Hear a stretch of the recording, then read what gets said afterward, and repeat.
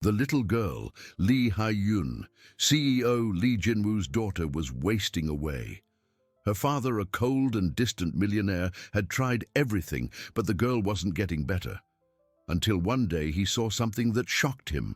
The cook, Kim Min-ji, was serving soup to his daughter, and right after she hid a small vial behind her back. What was she doing?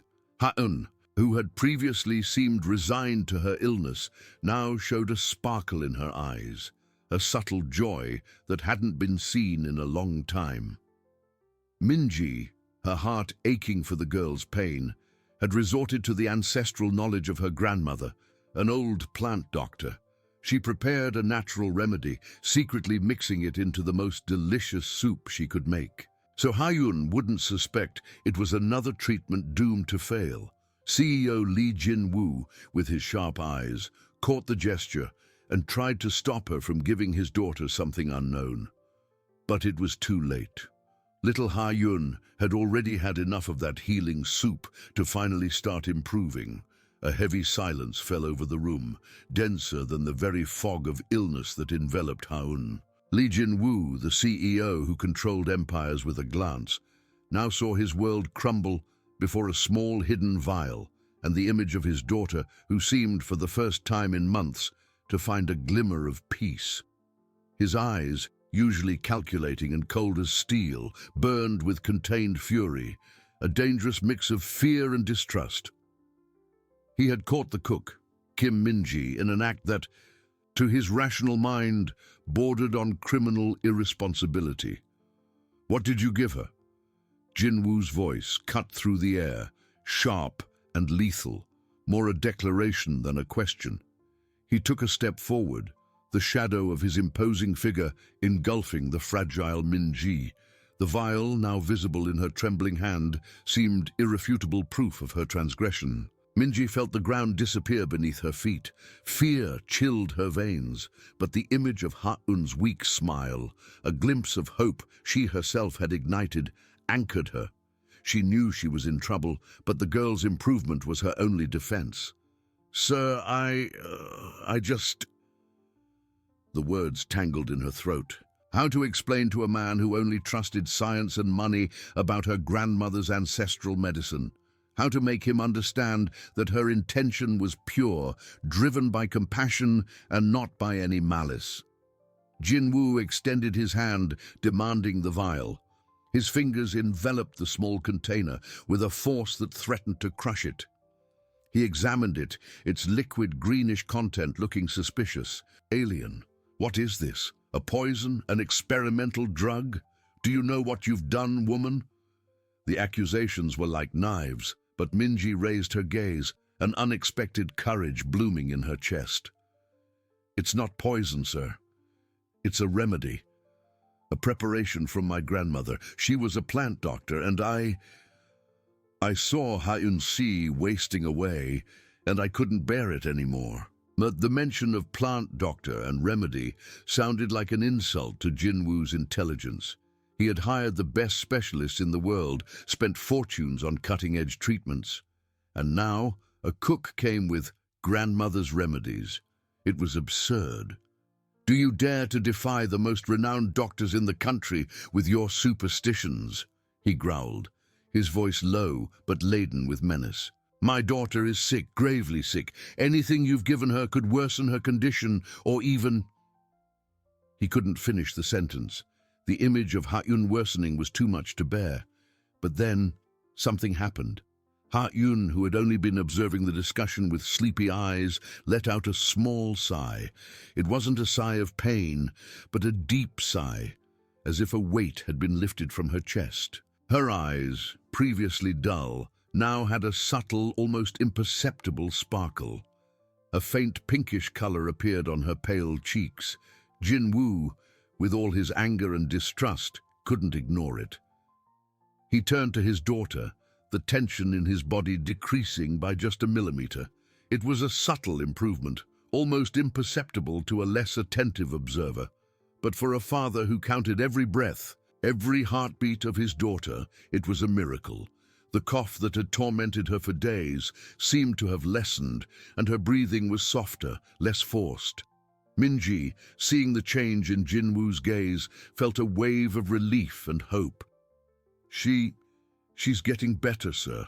I swear, my grandmother always said that nature has a cure for many illnesses. I just wanted to help.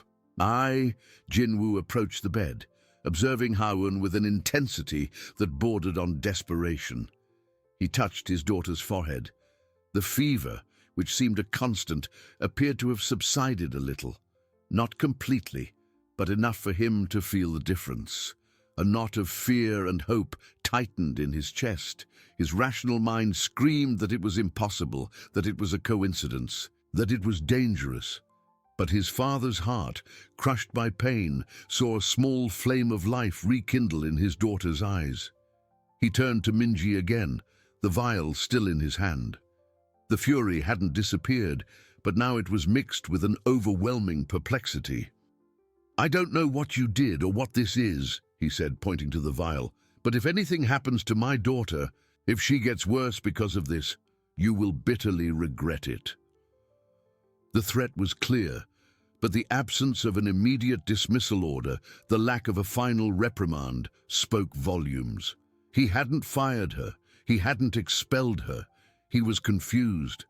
The logic of his world was being challenged by the reality of his daughter.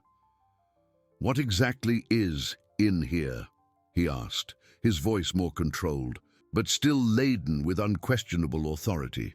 He didn't trust her, but Ha-eun's improvement was an undeniable fact. And Lee Jin-woo, above all, was a man who dealt with facts. He needed answers, even if they challenged everything he believed. The tension in the room was palpable, an invisible thread connecting Ha-eun's life, Minji's hope, and Jin-woo's skepticism. The game had changed, and no one knew what the next rules would be. The silence that followed Lee Jin-woo's question was not a truce, but a battlefield where logic and hope waged a silent war. His eyes, previously fixed on the vial, now alternated between the greenish liquid and his daughter's pale face, Ha-eun. The improvement was undeniable, a whisper of life where before there had only been the shadow of illness. But how to accept that the cure came from a rustic vial, from a grandmother's remedy, when the world's largest hospitals had failed? Kim Min-ji felt the weight of Jin-woo's gaze, a mixture of distrust and an almost desperate curiosity. It was her chance, perhaps the only one, to defend not only herself but her grandmother's faith. "Sir, it's an herbal infusion. My grandmother, she was a healer in our village. She used what the mountain gave us. This one in particular is to strengthen the body, calm fever, and purify the blood. She called it mountain essence." The mention of healer and mountain essence made Jin-woo frown. It sounded like something out of a fairy tale, not a medical treatment for his daughter. He, a man who trusted data, charts, and precise diagnoses, was being confronted with ancestral wisdom that challenged everything he knew. Herbal infusion. Do you expect me to believe that a mixture of plants is more effective than years of pharmaceutical research? His voice was a chilling challenge. The vial in his hand seemed to burn, tangible proof of his impotence and Min-ji's audacity. But then Ha-eun stirred again. A small moan escaped her lips, and she opened her eyes, not with the pain from before, but with childish curiosity. She looked at her father, then at Minji, and a faint smile, almost a glimpse, touched her lips. "Soup." "It was tasty, Minji-uni," she whispered, her voice weak but perceptible. It was the first time in weeks she had expressed anything other than pain or tiredness. Jin-woo's heart leaped. Uni. His daughter, who barely spoke, called the cook older sister. There was a connection there that he, in his icy tower, had never noticed. That small smile, that voice, were a direct blow to his skepticism. He knelt beside the bed, his hand hesitantly touching Ha-eun's hair. The fever, though still present, was visibly lower. Her skin, previously pale and almost translucent, had a healthier tone. Minji, seeing Hyun's reaction, felt a new wave of courage. "Sir, my grandmother used to say that the body has its own wisdom. Sometimes it just needs a little push from nature to rebalance itself. This preparation is not an instant miracle cure, but it helps the body to fight." She knew every word was a risk, but Ha-Yun's improvement was her silent witness. Jinwoo stood up, the vial still in his hand. He looked at Minji, the previous fury replaced by intense confusion.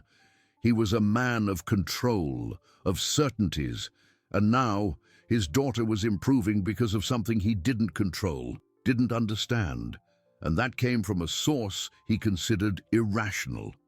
It was an affront to his intellect, but a balm to his father's soul. "What exactly is in here?" he demanded, his voice still authoritative, but with a tone of urgency that hadn't existed before. "I want a detailed list, and I want a trusted lab to analyze this. If there's anything harmful, any side effects, you will be held responsible." The threat was still there, but it was a conditioned threat, a tacit acknowledgement that, for now, he was willing to give it a chance. Minji nodded, relieved but still tense. "Yes, sir. I can write everything down. My grandmother taught me every plant, every root." She knew the battle wasn't won, but a small door had opened. Jinwoo stepped away from the bed, observing Ha-Yun, who, exhausted, had closed her eyes again, but with a more serene expression. He held the vial, the greenish liquid gleaming under the light. His rational mind screamed danger, charlatanism, but his father's heart, which had witnessed the improvement, whispered hope. He was in a dilemma. Allowing Minji to continue was a calculated risk, a desperate gamble against time and illness, but not allowing it now that Ha-Yun showed signs of life seemed a betrayal of his own daughter. The tension in the room did not diminish, it merely changed form. From a direct confrontation, it transformed into an agonizing weight. Lee Jinwoo, the cold and calculating CEO, was on the brink of a precipice, forced to consider a path that defied his entire existence. He didn't trust Minji, but he trusted the illness consuming his daughter even less. And, for now, the mountain essence was the only thing that had brought a glimmer of light. The game had changed, and the stakes were his daughter's life. The air in Ha-Yun's room seemed dense, charged with the uncertain promise of a future. Lee Jinwoo, the greenish vial still clutched in his hand, felt the weight of every second. His mind, trained for logic and precision, struggled to reconcile what his eyes saw with what his reason dictated. Ha-Yun was better. It was an undeniable fact, a small flame lit in the darkness that had been consuming her life. But the source of that flame, that was what tormented him. He turned to Minji, his eyes piercing her with an intensity that would make anyone tremble. The list, now, every ingredient, every proportion, don't omit anything. His voice was a command, not a request. Minji, despite the momentary relief, felt the chill of his authority. She knew she was under relentless scrutiny. "Yes, sir." She hurried to the kitchen, her mind replaying her grandmother's lessons. Lotus leaves to calm, ginseng root for energy, goji berries for the blood, a pinch of cinnamon bark to warm the body. Each item, carefully selected by generations of wisdom, would now be subjected to the cold analysis of modern science. She wrote with a steady hand, detailing not only the names, but also the properties her grandmother attributed to each. Jinwoo, meanwhile, was already on the phone. His voice was low, but every word carried the urgency of a CEO accustomed to moving mountains. "I want Dr. Kim in my office in 10 minutes. And prepare the main lab. I have a sample that needs to be analyzed with maximum priority. I want a full report on composition and toxicity in less than 2 hours. I don't care about the cost." Minji returned, handing the sheet of paper to Jinwoo. He took it, his eyes scanning the words with impressive speed. Lotus leaf, ginseng, goji berries, he murmured, a tone of skepticism still present. He compared the list with the liquid in the vial, as if he could unravel the secrets there. Without another word, he left the room, the vial and the list in hand, leaving Minji alone with Ha-Un. The silence that followed was heavy, filled only by the girl's softer breathing. Minji approached the bed, observing Ha-Un's serene face. The improvement was visible, but fragile, like a flower blooming after a long frost. She touched the girl's forehead, feeling the temperature slightly lower. A silent prayer rose from her heart. In Jinwoo's office, the machinery of his empire was already in motion. Dr. Kim, a renowned chemist and head of research for one of Jinwoo's pharmaceutical subsidiaries, waited, pale, with a team of technicians. Jinwoo placed the vial and the list on the stainless steel table. Analyze this, everything, and tell me if there's anything that could have caused my daughter's improvement. And, more importantly, if there's anything that could harm her. The lab went into a frenzy. Mass spectrometers, chromatographs, botanical DNA tests, the most advanced technology was applied to the humble mountain essence. Every minute that passed was an eternity for Jinwoo. He watched the monitors, the complex graphs, the chemical reactions, trying to find a logic, a scientific explanation for what seemed to be a miracle. Meanwhile, back in the room, Ha-Un woke again. Her eyes, now brighter, met Minji's. "Uni, I'm thirsty." It was a simple phrase, but for Minji, it was music. Ha-Un hadn't asked for anything but water for days. Minji promptly brought a glass, helping the girl to drink slowly. Ha-Un drank almost the entire glass, something she hadn't done in a long time. The improvement continued, subtle but constant. The cough lessened further, and she even managed to sit up in bed for a few minutes, propped by pillows. Minji felt a pang of hope, but also a growing fear. What if the lab results were negative? What if Jinwoo decided she was a charlatan? 2 hours dragged on like days. Finally, Dr. Kim entered Jinwoo's office, a tablet in hand, his face a mixture of perplexity and caution. "Mr. Lee, the results are interesting." Jinwoo looked up, his heart pounding. "Speak." "The toxicity analysis is negative. There are no known substances that could be harmful in normal doses. As for the composition, the list provided by the cook is surprisingly accurate. We identified extracts of lotus leaf, ginseng, goji berries, cinnamon, and some other common herbs in traditional Asian medicine."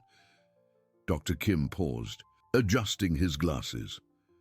"What's most intriguing is the high concentration of certain bioactive compounds, flavonoids, polyphenols, saponins, all known for their anti-inflammatory, antioxidant, and immunostimulant properties. The ginseng, in particular, is in a form that suggests careful preparation, maximizing its bioavailability." Jinwoo listened, his mind processing every word. "So, it's not poison, and it has medicinal properties." "Yes, sir. We cannot claim it's a cure for Ha-Yun's specific condition without extensive clinical trials, of course, but the components are, in fact, beneficial for the immune system and for reducing inflammation. It's a potent herbal preparation made with great knowledge of plants." Jinwoo's logic was in tatters. The best doctors, the most expensive treatments had failed, and now a simple herbal preparation from a cook showed results. It was humiliating, but undeniable. The image of Ha-Yun's weak smile, of Minji Uni, flooded his mind. He stood up, walking to the window, observing the city below. The world he built based on control and science was being shaken by ancestral wisdom. He didn't trust Minji, not completely, but the facts were there in a scientific report and on his daughter's face. "Dr. Kim," he said, his voice low but firm. "I want you to continue monitoring this substance, and I want you to provide me with a daily report on Ha-Yun's condition in conjunction with her doctors. For now, the cook will continue to prepare whatever she is preparing." Dr. Kim nodded, visibly surprised. Jinwoo turned, his eyes fixed on a distant point. The tension hadn't diminished, it had merely transformed into calculated vigilance. He was willing to give it a chance, but not without supervision. His daughter's life depended on it, and he, Lee Jinwoo, would leave nothing to chance, not even the hope that sprouted from a vial of mountain essence. The battle against Ha-Yun's illness had found a new and unexpected ally, but the war was far from over. With every sip of soup, every drop of the preparation, a new chapter was written, and the cold CEO was being forced to re-evaluate everything he believed. He was still the master of his empire, but in his daughter's room, he was just a desperate father, clinging to any thread of hope. Lee Jinwoo's decision echoed through the corridors of his mansion like a decree, cold and irrefutable, yet charged with an almost desperate hope. From that moment on, Ha-Yun's life would be a controlled experiment, a battlefield where modern medicine and ancestral wisdom would confront each other under her father's relentless gaze. Min-ji, the cook, became the center of unwanted attention. Her every move, every ingredient, every gram of the preparation, now under microscopic scrutiny. Dr. Kim, with his team of scientists, set up in an adjacent wing to Ha-Yun's room. State-of-the-art equipment was brought in, transforming the house into a temporary laboratory. Samples of the soup and the mountain essence were collected daily, analyzed with obsessive precision. Ha-Yun's doctors, initially skeptical and even hostile to the idea of a folk remedy, were instructed to collaborate, to record every improvement, every symptom, every variation in the girl's vital signs. The tension was palpable. A silence charged with expectation and distrust hung over everyone. Min-ji, for her part, continued her routine with a calm that bordered on indifference, but which hid an iron determination. She knew she was in the spotlight, that any slip would be fatal. Every morning she went to the kitchen, her movements precise and methodical. The herbs, now stored in airtight labeled containers, were handled with reverence. The smell of the soup, once a comforting aroma, now mingled with the aseptic smell of hospital disinfectants. She prepared Ha-Yun's meal with the same care as always, mixing her grandmother's preparation with the soup, exactly as before, but now under the watchful eyes of a nurse and, occasionally, Dr. Kim himself. Ha-Yun's improvement was undeniable. In the days that followed, her cough drastically decreased, her appetite began to return, and the sparkle in her eyes intensified. She not only asked for water, but also small portions of her soup, and even some fruits. Her voice, previously a weak whisper, gained a little more strength. She could sit up in bed for longer periods, and one day, to Min-ji's shock and contained joy, she asked to draw. A small pencil and a notebook were provided, and the colorful scribbles that emerged were a silent testament to her recovery. Lee Jinwoo observed everything, a complex mixture of relief and frustration on his face. He read Dr. Kim's daily reports, which confirmed the absence of toxicity and the continued presence of beneficial compounds. The graphs showed an upward curve in Ha-Yun's health, a recovery that conventional medicine had declared impossible. His intellect screamed for a logical explanation, for a mechanism of action that could be replicated, patented.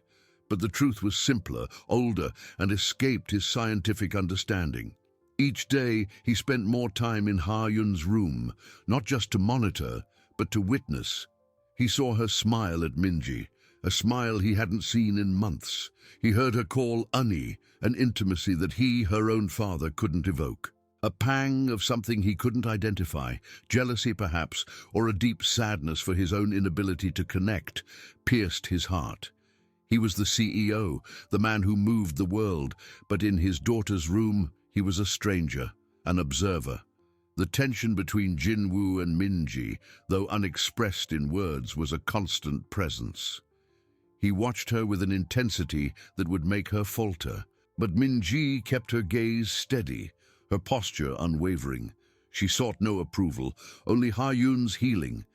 And this silent dedication, this absence of any self-interest, began to erode Jinwoo's defenses. He expected a request, a demand, an acknowledgement from her, but Minji simply did her job with a dignity that disarmed him. One afternoon, Ha-Un was drawing a blooming garden, vibrant colors filling the page. Minji was by her side, encouraging her. Jinwoo entered the room and Ha-Un looked up at him, a genuine smile on her face. "Daddy, look, it's the garden Annie told me about, her grandmother's garden full of flowers and herbs." Jinwoo looked at the drawing, then at Minji, who averted her gaze, a slight blush on her cheeks. It was a glimpse into a world he didn't know, a world of stories and traditions that was saving his daughter. Still, the distrust didn't completely disappear. He was a man of control, and the situation was out of his control.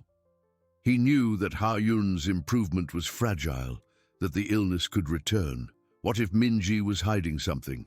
What if there were long-term side effects? These questions tormented him, even as his heart filled with a hope he had long since abandoned. Dr. Kim's reports continued to be positive, but Ha-Yun's original medical team remained cautious, some even expressing concern about the unconventional treatment. They feared Jinwoo was clinging to false hope, that the improvement was only temporary or a placebo effect.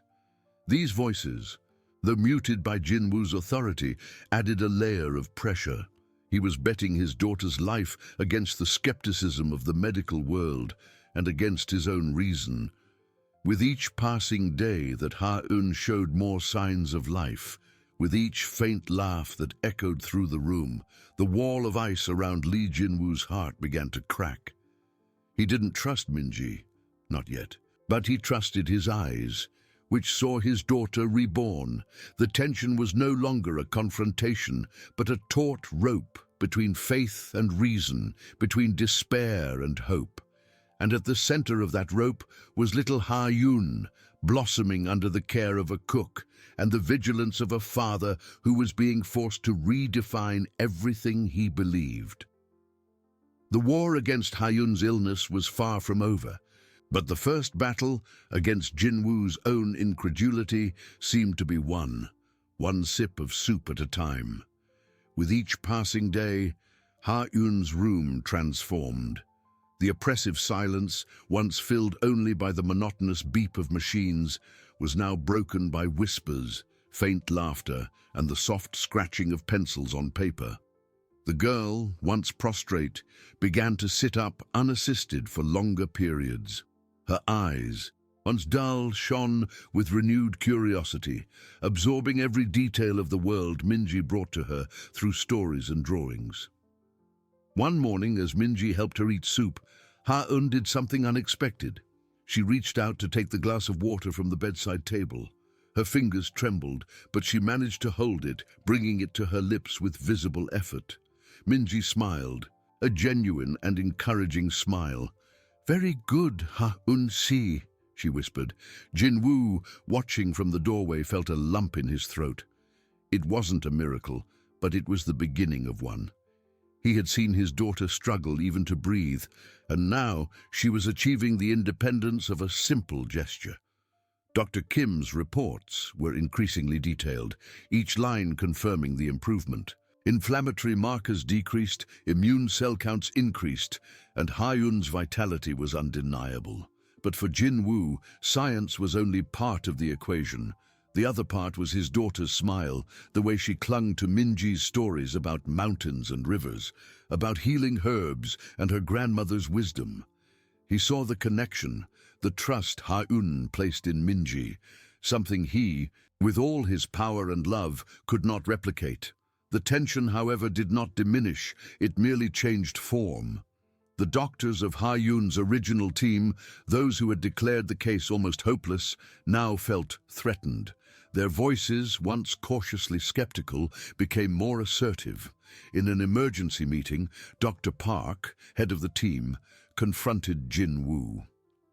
"Mr. Lee," Dr. Park began, his voice laden with professional concern, "we understand your desperation, but this improvement, while remarkable, may be temporary, or worse, it may mask long-term side effects. Herbal medicine is unregulated. It hasn't undergone rigorous clinical trials. We are risking Ha-Yun's life with an unproven treatment." Jinwoo listened, his expression impassive. His eyes, however, gleamed with cold determination. "Dr. Park, Dr. Kim's reports are clear. There is no toxicity, the components are beneficial, and most importantly, Ha-Yun is improving. Your treatments failed. What do you propose now? More chemotherapy? More experimental drugs that would leave her even weaker?" Dr. Park hesitated. "We could try a new, more aggressive immunosuppressive therapy." "No," Jinwoo cut him off, his voice low but sharp. "We will not risk her life with more uncertainties. For now, the cook will continue. You will continue to monitor, and if there is the slightest sign of regression or adverse effect, we will be the first to know. But until then, this is our direction." Jinwoo's decision was a shock to the medical team. He, the CEO who always demanded the forefront of science, was bowing to the ancestral wisdom of a cook. It was a humiliation for them. But for Jinwoo, it was a calculated gamble, the only one that had shown results. He was protecting Minji and her method, not out of blind faith, but out of evidence that surpassed his own reason. That afternoon, Ha-Eun asked to go to the window. Minji helped her up, her arms thin but firm, supporting the girl. With hesitant steps, one at a time, Ha-Eun walked to the window, her eyes fixed on the mansion's garden. She hadn't seen the world for months. The afternoon sun kissed her pale face, and she smiled, a wide, pure smile that made Jinwoo's heart ache. "Annie," Ha-Eun said, her voice stronger than ever, "was Grandma's garden like this? Full of flowers?" Minji nodded, her eyes welling up. "Yes, Ha-Eun-si, and even more beautiful, with butterflies and bees." Jinwoo watched, invisible in the doorway. He felt a pang of something that wasn't jealousy, but a deep sadness. He had given Ha-Eun everything money could buy, but Minji was giving her the world, life, hope. He was the father, but it was Minji who was healing his daughter, not just her body, but her soul. There was still a barrier between them, a wall of distrust and pride, but with each of Ha-Eun's steps, with each smile, that wall showed cracks. Jinwoo didn't trust Minji, not completely, but he trusted what his eyes saw, what his heart felt when he saw his daughter reborn. The war against Ha-Eun's illness was far from over, but the battle against Jinwoo's incredulity was being won, not by logical arguments, but by the silent strength of a cook and the resilience of a child.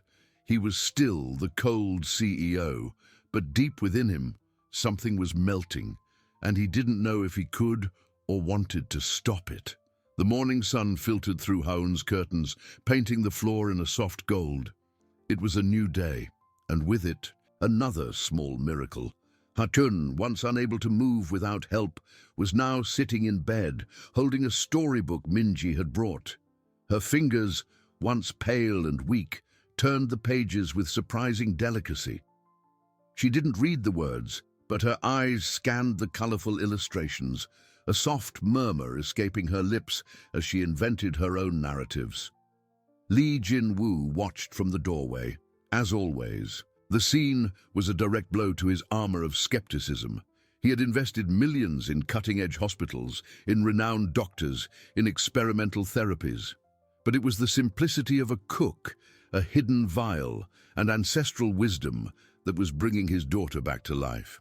Each day, the image of the sick, prostrate, and hopeless Ha-Eun faded, replaced by this child who was beginning to blossom.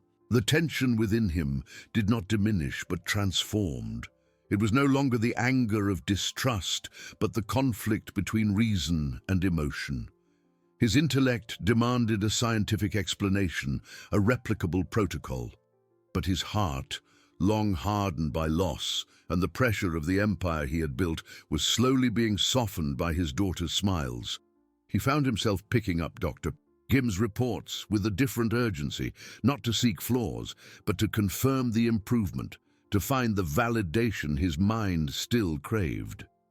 That morning, Minji was preparing the soup, the aroma of fresh herbs and nutritious broth filling the room. Ha-Yun looked up from her book, a sparkle of anticipation on her face.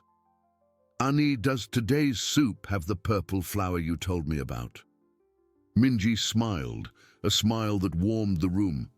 "Yes, Ha-Yun, see, it's the flower of hope, and a little ginseng to give you strength." Jinwoo felt a tightness in his chest. The flower of hope.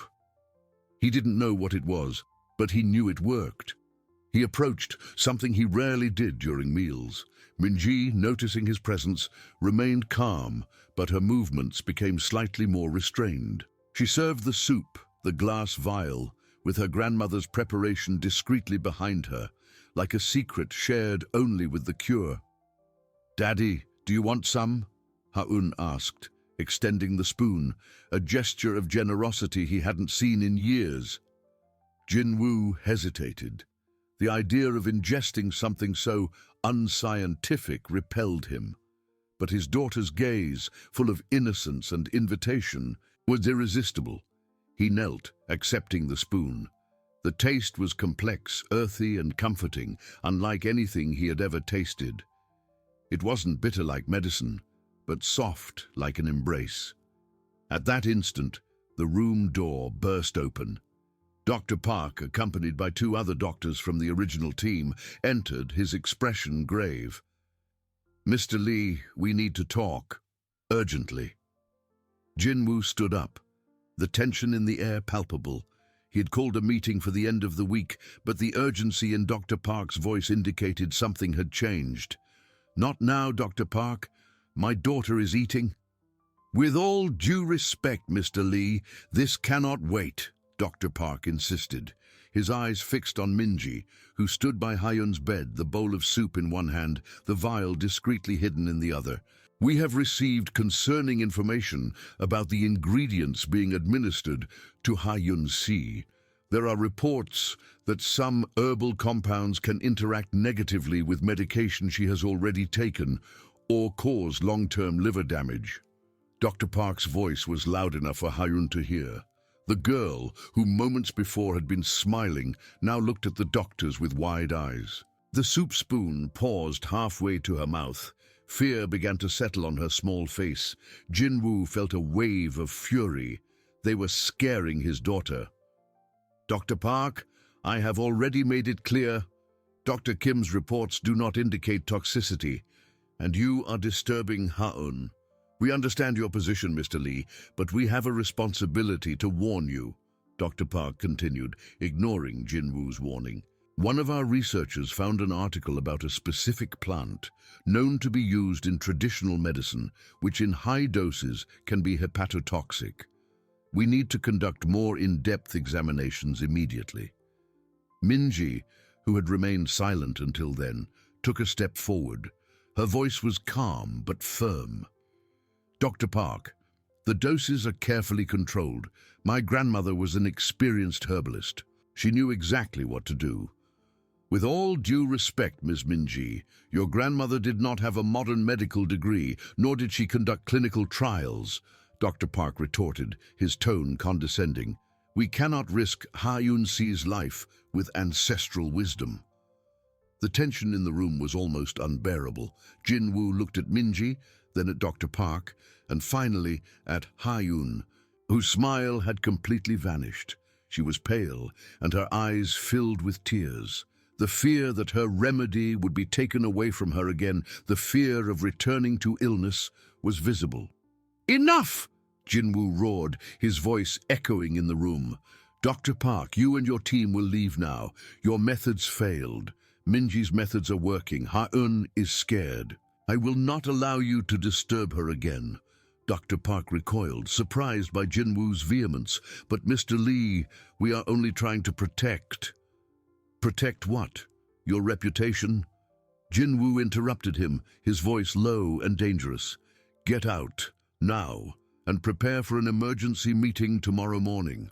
I want all the data, all the articles, all your concerns presented clearly and concisely. And I want Dr. Kim present. The doctors, visibly shaken, left the room, leaving a heavy silence behind. Jinwoo turned to Ha-un, who was trembling. He knelt again, taking her small hand. It's all right, my love. No one will take your soup. No one. Minji looked at Jinwoo, a mixture of surprise and gratitude in her eyes. He had defended her, not just her, but her method, Ha-un's hope. The wall between them, though still present, had cracked further. Ha-un nestled into Minji, seeking comfort. Onni, don't let them take the flower of hope. Never, Ha-un-si, Minji promised, her voice soft but laden with unwavering determination. She looked at Jinwoo, a silent understanding passing between them. He was still the cold CEO, a man of science and control, but for his daughter, he was willing to challenge everything he believed, to fight against the medical world that once supported him. The war against Ha-un's illness was becoming a war for his own faith, and Jinwoo was, reluctantly, choosing a side. The tension was no longer just about the cure, but about the truth, about the power of intuition against the rigidity of science. And in the midst of it all, little Ha-un continued to blossom, a living testament that sometimes the cure comes from where it's least expected. The silence that followed the doctor's abrupt departure was heavier than the noise of the argument. Ha-un, huddled in Minji's arms, sobbed softly, tears wetting the cook's shoulder. The fear that her small world of hope would be shattered again was palpable. Jinwoo knelt beside them, the fury still burning in his eyes, but now directed at the outside world, at those who dared to threaten his daughter's fragile recovery. He stroked Ha-un's hair, feeling the tremor in her body.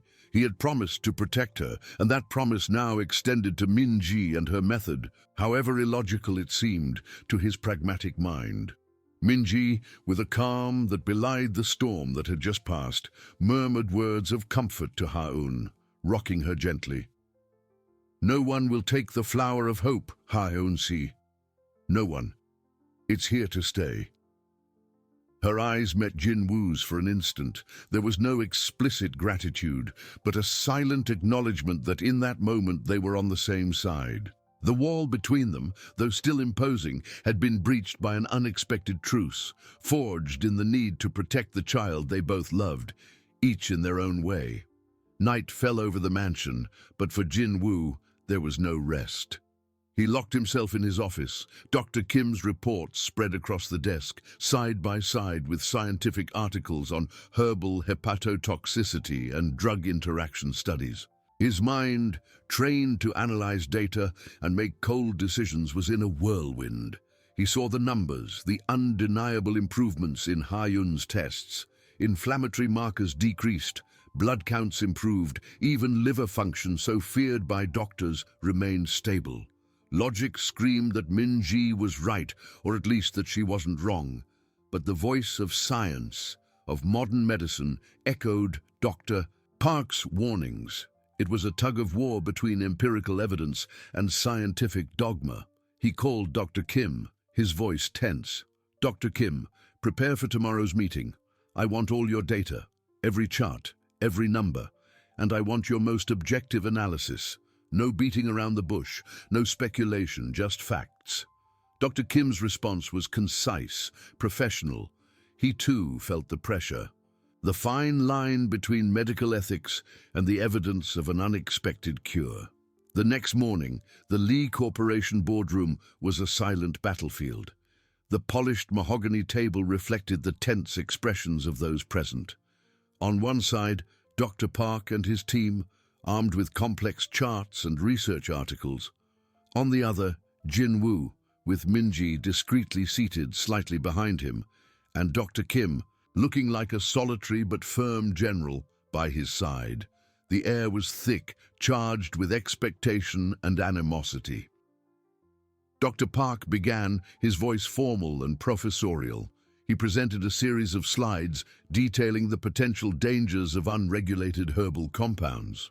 Mr. Lee, traditional medicine, while it may have its cultural place, lacks rigorous clinical trials.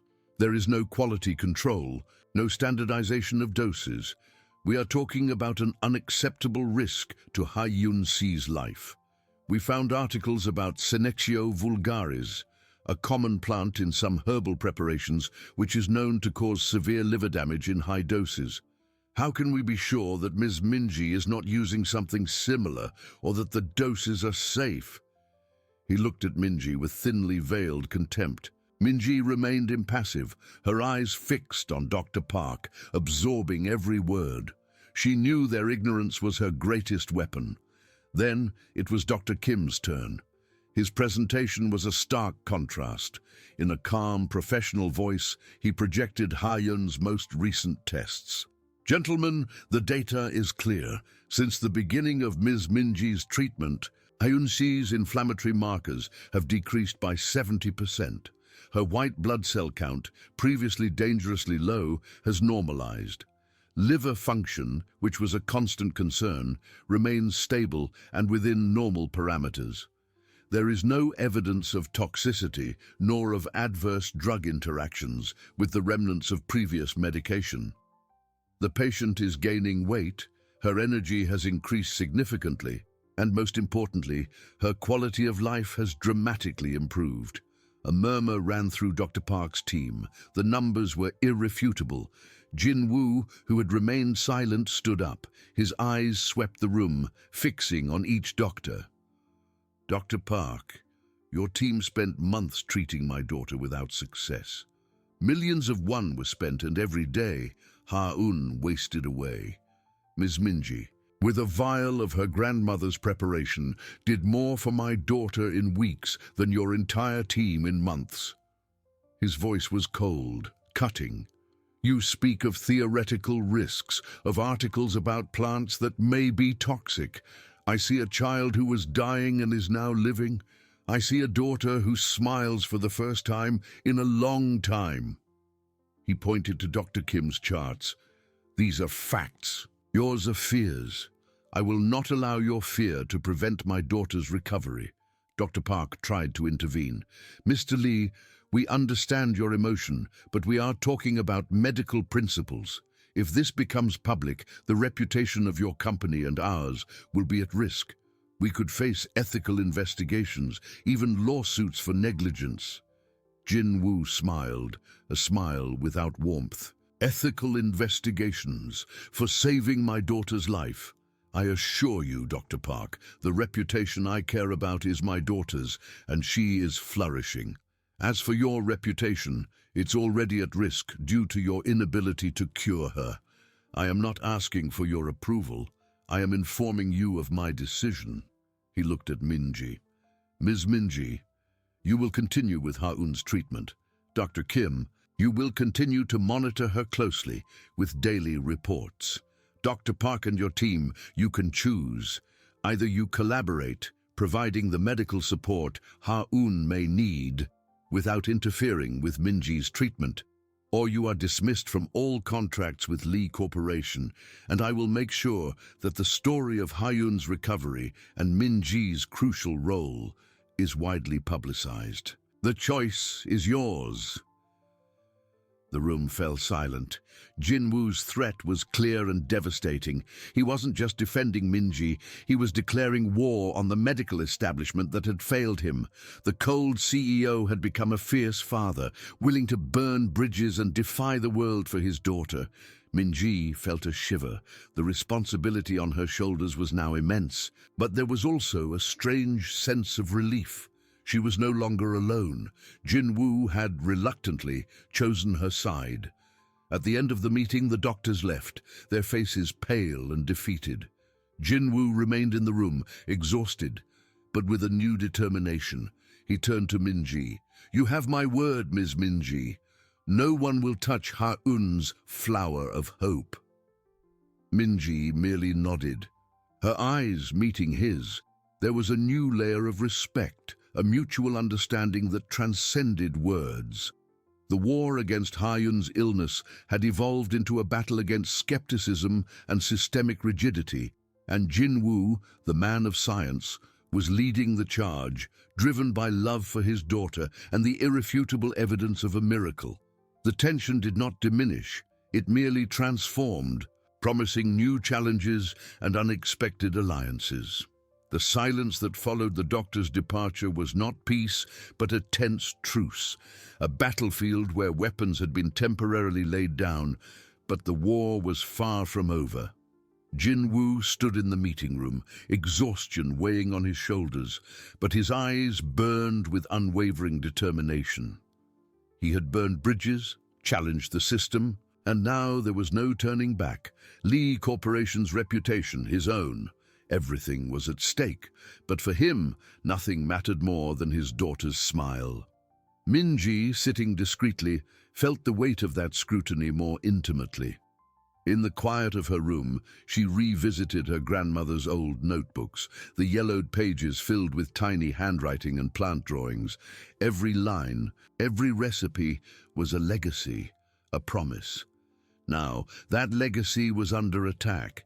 She didn't fear for herself, but for her grandmother's wisdom, for the purity of knowledge that had always been about healing and care, and above all, for Ha-eun. If the treatment were interrupted, if Jinwoo's faith were shaken, what would happen to the little flower that was finally blossoming? Meanwhile, Dr. Kim prepared for the battle of his professional life. In the hospital lab, he reviewed Ha-eun's tests with almost maniacal precision.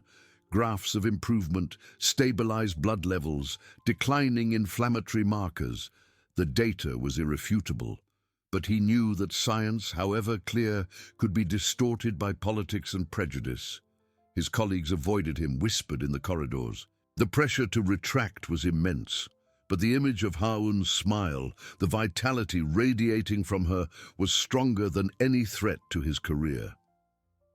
He stood with Jinwoo, not out of blind loyalty, but for the truth the numbers revealed.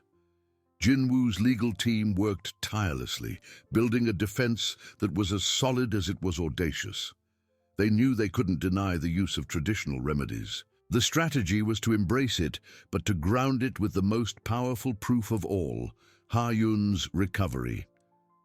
The days leading up to the KMA's preliminary hearing were a whirlwind of preparation. Jinwoo spent hours with Dr. Kim, understanding every detail of the data.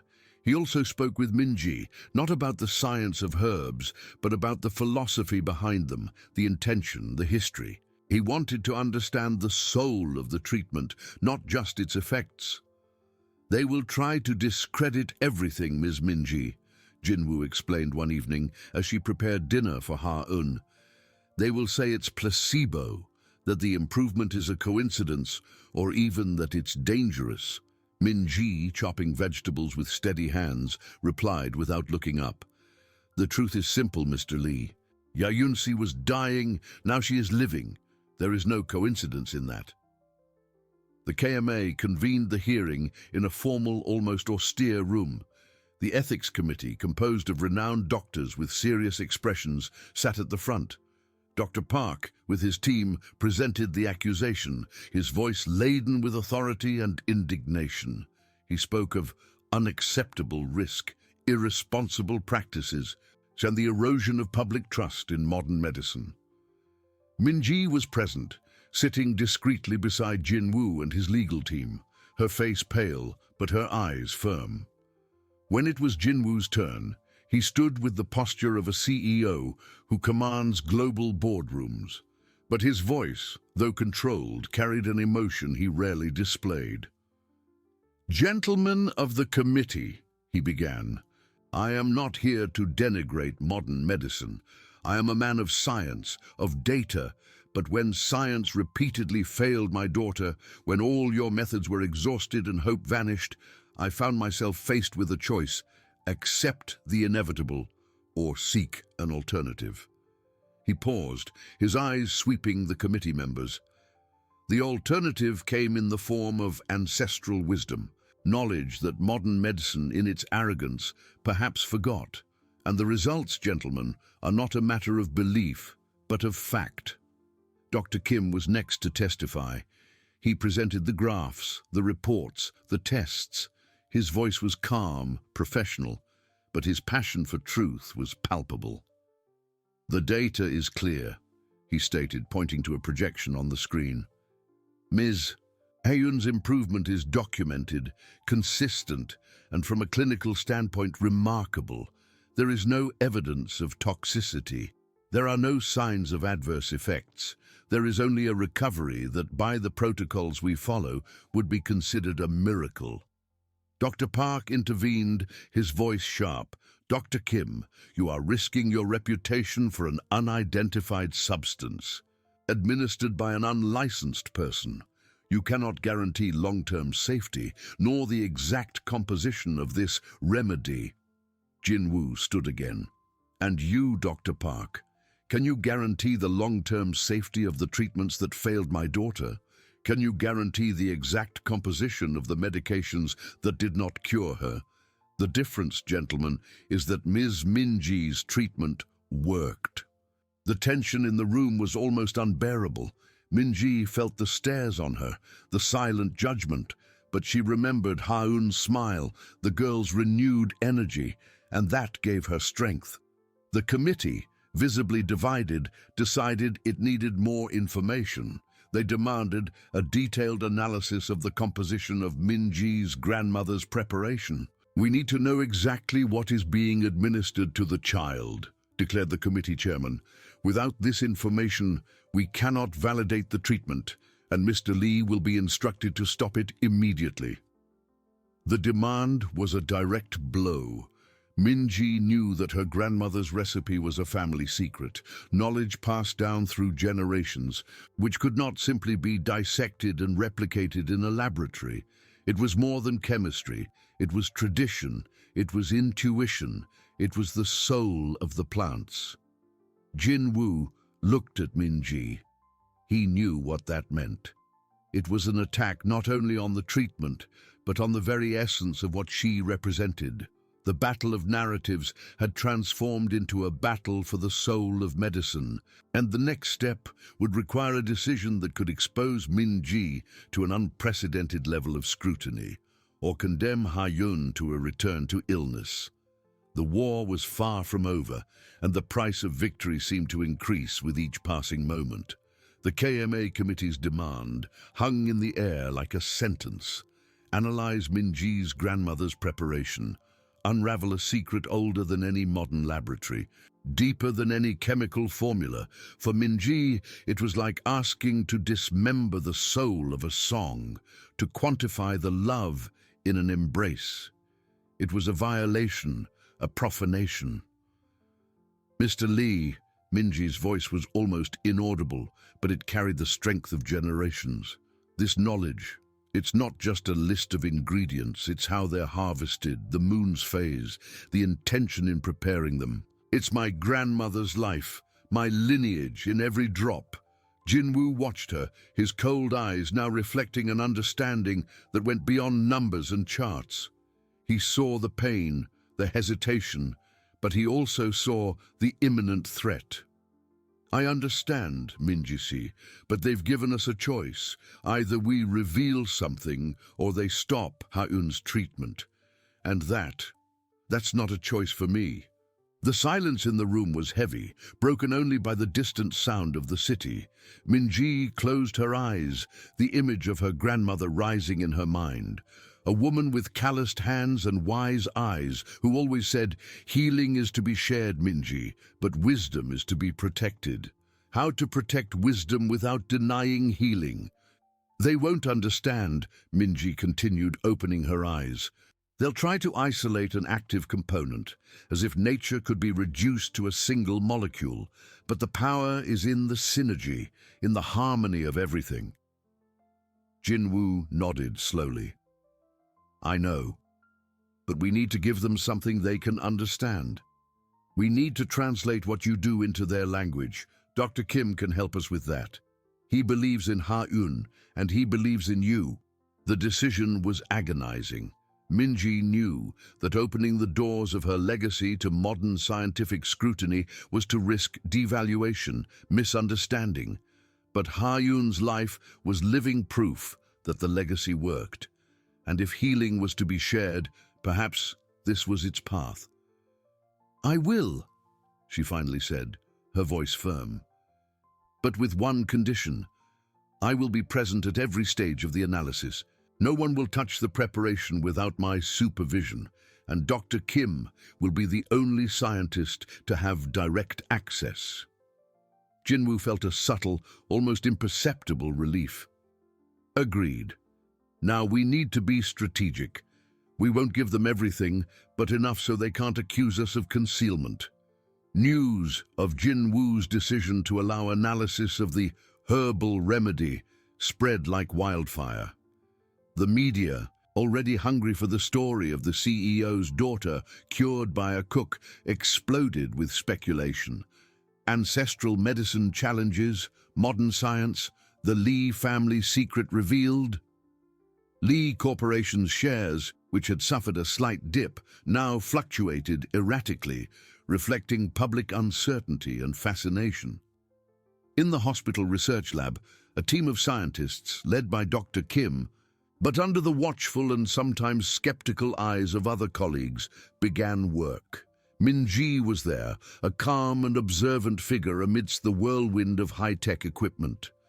She handed over a small sample of the preparation, an amber aromatic liquid that seemed out of place among the sterile vials and noisy machines.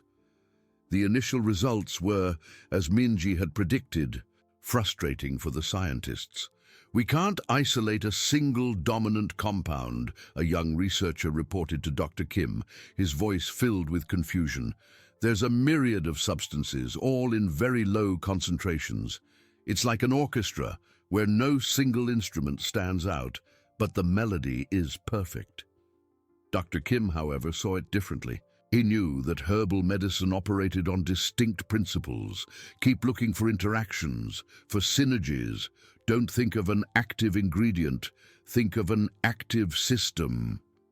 Meanwhile, Ha-eun flourished. Her room, once a sanctuary of silence and illness, now echoed with laughter.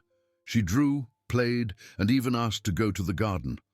The cook's soup, now an essential part of her routine, was eagerly awaited, not with the reluctance of someone taking bitter medicine. The vial, once hidden, was now an accepted part of her treatment, a symbol of hope. They're still skeptical, Jinwoo informed Minji one evening as they watched Ha-eun sleep. Doctor, Park is using the complexity of the analysis to argue that the lack of an identifiable active ingredient makes the treatment unproven and therefore dangerous. Minji sighed. They don't want to see. They want the world to fit into their boxes. Then we'll have to force them to see, Jinwoo replied, his voice cold and determined. Dr. Kim is working on a report that not only details what was found, but also what was not found.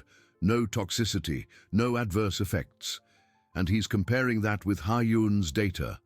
Her improvement is our strongest weapon. The battle of narratives had transformed into a battle of data interpretation. The KMA was caught between the undeniable evidence of Ha-eun's recovery and the inability to categorize the treatment within its own paradigms. The next step would be the formal presentation of the analysis results, and Jinwoo knew it would be the moment of truth. He was ready to defend Minji, Ha-eun, and the very idea that healing could come from unexpected places. The war was far from over, and each day brought a new layer of complexity and a new challenge to his unwavering determination. The air in the Grand Hall of the Korean Medical Association was thick with anticipation. Unlike the previous, more informal meeting, this felt like a true tribunal. Every seat was occupied, not only by the members of the Ethics Committee, but by prominent figures from the medical community, eager to witness the unfolding drama. The media, though barred from entering the room, buzzed outside, their cameras flashing, microphones extended, capturing the tension radiating from within. Jin-woo sat upright, his gaze fixed on the empty podium, a fortress of calm amidst the storm. Beside him, Min-ji's hands were tightly clasped in her lap, knuckles white. She wore a simple, elegant hanbok, a silent testament to the tradition she represented, in stark contrast to the sharp suits and clinical lab coats that surrounded them. Her heart pounded, a drumbeat against the silence, but her resolve was firm. She had confronted her ancestors in her dreams, seeking their blessing, and they had granted it. The KMA president, Dr. Lee, cleared his throat, his voice echoing through the hall. Ladies and gentlemen, we resume the hearing on the treatment of Ms. Ha-Eun Lee. Today, we will hear the presentation of the results of the analysis of the herbal preparation administered to the patient. Dr. Kim, looking more tired but no less determined, approached the podium.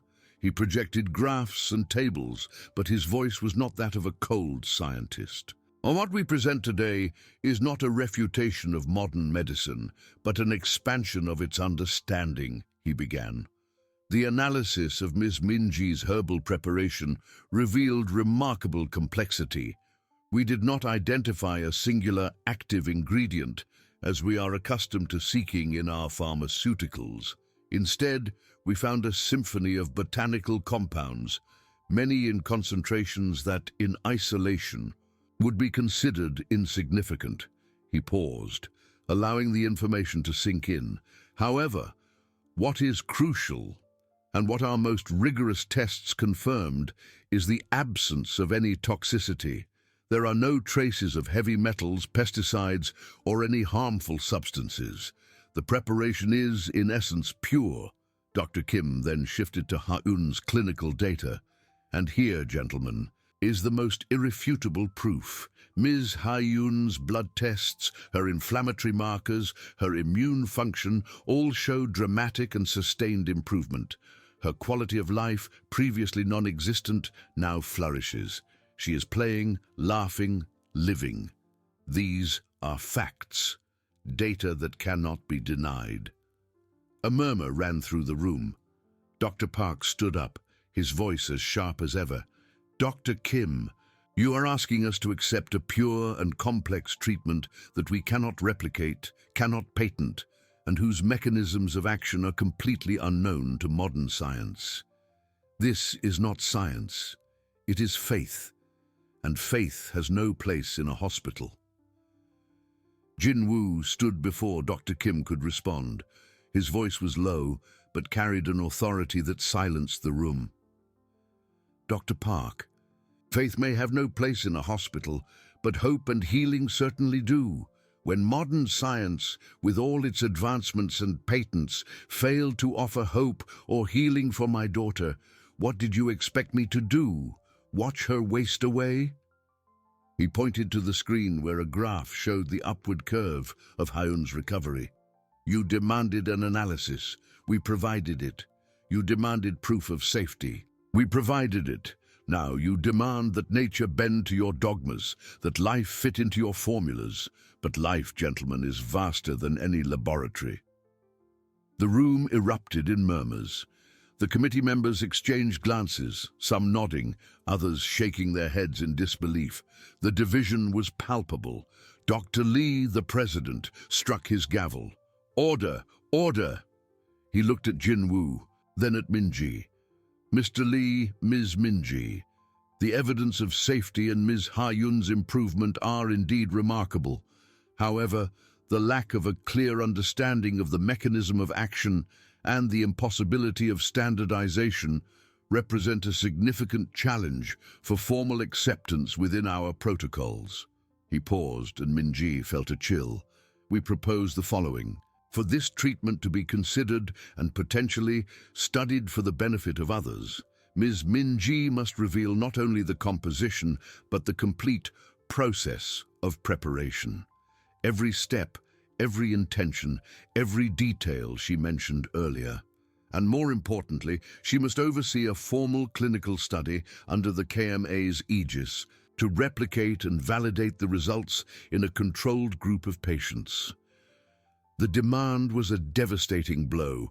Not just the recipe, but the soul of her grandmother's wisdom. The process, the intention, the timing of the harvest, these were things that couldn't be written in a laboratory manual. And a formal clinical study.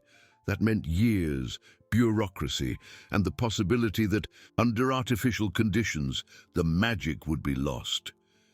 Minji felt the weight of generations on her shoulders. It was an unprecedented invasion, an attempt to strip her heritage of its mystery and essence. But Ha-Yun's smile, the vitality she now displayed, flashed in her mind. Jinwoo, sensing Minji's anguish, placed a hand gently on her shoulder. "Gentlemen," he said, his voice softer, but still firm. "You are asking Ms. Minji to surrender not just a secret, but a part of her identity. You are asking her to submit to a process that may strip away the very essence of the healing that saved my daughter." "It's the price of validation, Mr. Lee," Dr. Park interjected with a sneer. "Either that or Ms. Ha-Yun's treatment will be officially discouraged, and Ms. Minji will face the consequences of practicing medicine without a license." The blackmail was clear. Minji looked at Jinwoo. He looked at her with an expression of unconditional support, his eyes saying, "The choice is yours." She took a deep breath, the aroma of her preparation, which she still carried with her, seeming to infuse her with courage. Her grandmother had said that healing was to be shared. Perhaps this was the only way to truly share it, even if it meant unraveling it in a way she never imagined. "I accept," Minji said, her voice clear and surprisingly strong, echoing in the silent room.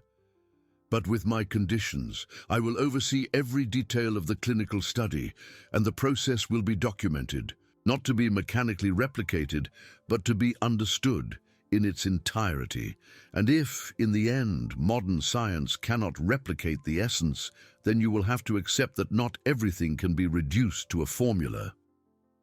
A collective gasp swept through the room. Jinwoo squeezed her shoulder, a sign of pride and relief. The battle had escalated to a new level. Minji was about to open the book of her lineage to the world, running the risk that it would be misinterpreted or devalued. But Ha-Yun's life was worth every risk. The war was far from over. In fact, it was just beginning its deepest and most challenging chapter. The silence that followed Minji's declaration was heavier than any shout. It was not a silence of unanimous acceptance, but of shock and calculation. Eyes turned to Dr. Lee, the KMA president, who seemed to ponder the implications of such audacity. Dr. Park, however, could not contain his disdain. "Conditions?" His voice dripped with irony. "Are you in a position to dictate conditions, Ms. Minji? You are about to be investigated for the illegal practice of medicine, and yet you demand terms." Jinwoo squeezed Minji's shoulder, a silent warning for her to remain calm. He stepped forward, his imposing presence filling the space. "Dr. Park, Ms. Minji is offering a solution to the dilemma you gentlemen created. She is willing to open up ancestral knowledge that saved my daughter's life, something your medicine could not do. This is not a position of weakness, but of strength. And her conditions aim to ensure that the essence of this knowledge is not lost in translation to your protocols." Dr. Lee raised a hand, silencing Dr. Park. He looked at Minji, his eyes assessing the determination on her face. "Ms. Minji, your conditions are unusual, understood in its entirety, not mechanically replicated. How do you expect this to translate into a validated scientific study?" Minji took a deep breath. It means it's not just about mixing ingredients in exact proportions. It means understanding the why of each step. The quality of the water, the timing of the herb harvest, the temperature of the fire, even the intention of the one who prepares it. My grandmother used to say that the healing is not just in the plant, but in the heart of the one who offers it. I cannot teach this as a formula. I can show, I can guide, but understanding will come from observation and openness. A new murmur began. The idea of intention and heart in a scientific context was almost blasphemous to some. But Jinwoo knew that was exactly what made Minji's treatment so special. "Very well," Dr. Lee finally said, striking his gavel with a decision that seemed to weigh heavily on him. "We accept your conditions, Ms. Minji, with the caveat that the KMA will have the final say on the methodology and interpretation of the results. Dr. Kim, you will be the principal investigator. Dr. Park, you will be the co-investigator to ensure compliance with scientific standards." Dr. Park's smile was a mixture of triumph and skepticism. He saw this as an opportunity to unmask Minji, to prove that her magic was a sham. Jinwoo, however, saw the trap. Dr. Park would be there to sabotage, not to collaborate. In the days that followed, Minji's life transformed into a whirlwind of meetings and preparations. Her small apartment, once a refuge of peace, was now visited by scientists and bureaucrats. Dr. Kim, with his open mind, tried to build bridges between the two worlds. He spent hours with Minji, listening to her stories, watching her prepare small portions of the remedy, trying to document the undocumented. "So, the full moon affects the potency of certain roots?" Dr. Kim asked one day, as Minji ground dried herbs with a stone mortar. "Not the potency itself, but the energy," Minji patiently explained. "It's like the tide. The plant absorbs and releases differently. My grandmother used to say that harvesting under the full moon is like harvesting the essence of the night." Dr. Park, who was present, scoffed. "Energy? Essence of the night? Dr. Kim, we are wasting time with mysticism. We need quantifiable data. What is the alkaloid content? What is the flavonoid concentration? Where is the solid phase extraction protocol?" Minji felt frustration grow. It was like trying to describe color to someone who had never seen it. "Dr. Park, if I could reduce everything to numbers, we wouldn't be here." Ha-Yun's healing didn't come from a formula, but from a balance. Jinwoo, who observed closely, intervened. "Dr. Park, Ms. Minji is following the agreement. She is revealing the process. If you cannot understand it, perhaps the problem is not hers, but your own rigidity. I suggest you document what she says, even if it doesn't fit into your categories. That's what you're here for." The tension was a constant. The KMA had conceded to allow Minji's supervision, but the clinical study itself was a bureaucratic monster. A group of volunteer patients, all with conditions similar to Ha-Eun's, was being selected. The ethics of the study was a minefield, with Dr. Park constantly raising objections about the lack of control and the unproven nature of the treatment. Meanwhile, Ha-Eun continued to be the beacon. Her laughter filled Jinwoo's mansion. She ran in the garden, painted vibrant pictures, and even began attending private lessons at home. Her recovery was so complete that it was almost impossible to believe the same girl had been on the verge of death months before. She was the living proof, the perfect melody Dr. Kim had mentioned, but which the orchestra of modern science still struggled to decipher. Minji knew that every step she took was scrutinized, every word weighed. She was opening her soul, her heritage, to a world ready to judge her. But Ha-Eun's smile was her armor, her reason. The war was not just for the validation of a remedy, but for the validation of a way of knowing, of a philosophy of life. And Minji, the pure-hearted cook, was ready to fight for it. even if it meant stripping her magic for the cold gaze of science. The next challenge would be the first dose of the preparation in a study patient, under the watchful and skeptical eyes of the KMA. The real test was just beginning. The air in the examination room was cold and sterile, a stark contrast to the warmth and aroma of the herbs Minji was accustomed to handling in her kitchen. The white walls seemed to absorb any trace of life, and the constant hum of medical equipment was an oppressive reminder of where she was.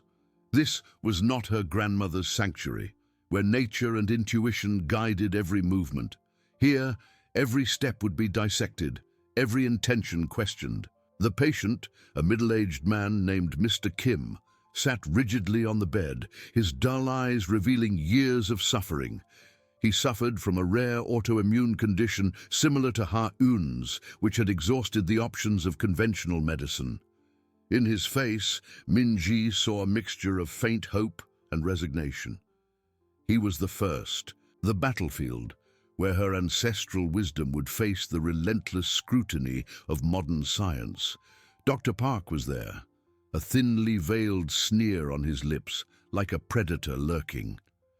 Dr. Kim, the principal investigator, observed with a more genuine curiosity, trying to reconcile his scientific training with the promise of something beyond his books. Jinwoo stood beside Minji, his presence a silent anchor amidst the storm of expectations. Minji took a deep breath, closing her eyes for an instant. In her mind, she invoked the image of her grandmother, her wrinkled, wise hands, the scent of earth and herbs. She opened her eyes and picked up the small ceramic bowl she had brought, containing the fresh preparation. It was not a sterile laboratory vial, but a handcrafted piece laden with history. "Ms. Minji, please describe what you are about to do," Dr. Park demanded, his voice cutting through the silence.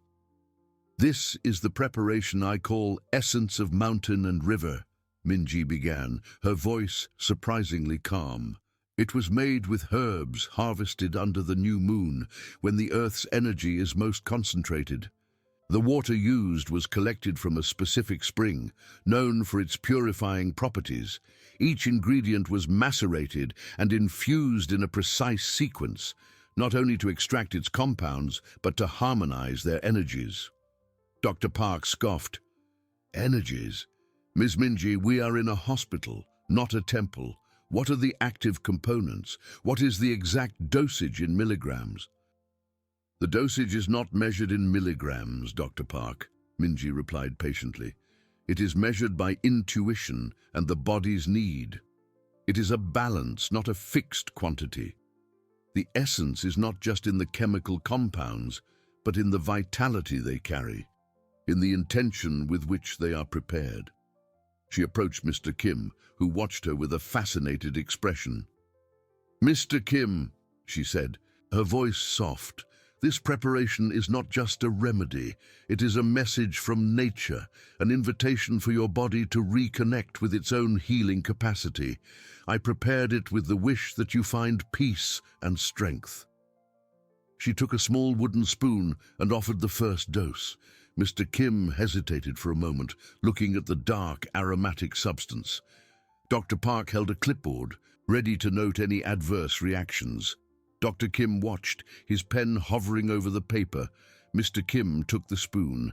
His eyes closed for an instant as the complex flavor spread in his mouth. He swallowed. The silence in the room was almost deafening. "Any sensation, Mr. Kim?" Dr. Park asked, his voice laden with skepticism. Mr. Kim opened his eyes. A slight blush colored his pale cheeks. "It's warm," he said, his voice hoarse. "A feeling of warmth spreading through my chest and a good smell, not like medicine." He smiled, a weak but genuine smile. It was the first time Minji had seen him smile. Dr. Park wrote something down forcefully. "Warmth and good smell, not exactly a biochemical marker, Ms. Minji." "But it is a marker of comfort, Dr. Park," Jinwoo intervened, his voice firm. "And for someone who has suffered for so long, comfort is a start." Dr. Kim, the principal investigator, gestured for Minji to continue. She administered 2 more spoonfuls, explaining that the first dose was always small to allow the body to adapt. She spoke about the importance of breathing, of calm, of trusting the process. Mr. Kim should take this preparation twice a day, before meals, Minji instructed, and it is crucial that he takes it with an open mind, with the intention of healing. The mind and body are connected. Dr. Park rolled his eyes. And how do we quantify open mind, Ms. Minji? Will we have an intention meter? Dr. Park, please, Dr. Kim intervened, his voice more authoritative than usual. We are here to observe and document everything. If Ms. Minji believes that intention is part of the process, then we will document the intention. We are not here to judge a priori. The first dose had been administered. There were no instant miracles, no dramatic cure that would silence all skeptics. But there was a smile, a blush, a feeling of warmth, small signs, perhaps insignificant to science, but immense to a patient who had lost hope. In the days that followed, Minji spent hours at the hospital, supervising the preparation of each dose, talking to patients, teaching nurses to observe not only physical symptoms, but also their state of mind. She spoke about the importance of a calm environment, a light diet, positive thoughts. Dr. Kim, to his surprise, began to see small progress in some patients besides Mr. Kim. An improvement in sleep, a discrete increase in appetite, a decrease in pain. Nothing that could be immediately attributed to the preparation, but something that previous protocols had not achieved.